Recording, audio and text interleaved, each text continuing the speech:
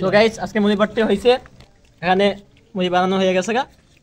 তাই এখানে কেমন হয়েছে মুড়ি বানানোটা খাই একটু দেখতে হইব। অসাধারণ মাশাআল্লাহ সুবহানাল্লাহ আল্লাহু আকবার। এটা সুন্দর মানে মুড়ি পাট্টা বানাইতে পারে এত মজা। আমরা বানাইছি মনে হইতেছে না এটা আমরা বানাইছি। এগুলো যে বানানো হয়েছে সেগুলো আমাদের ছাত্র ভাই অক্সফোর্ড ইউনিভার্সিটি থেকে মুড়ি পাট্টার উপর উন্নত মানের ডিগ্রি নিয়ে আসছেন। আমাদের ছাত্র বানাইছে এটা বিশ্বাসই হয় না, এত মজা দাও চমৎকার বানায় মুড়ি পাট্টা।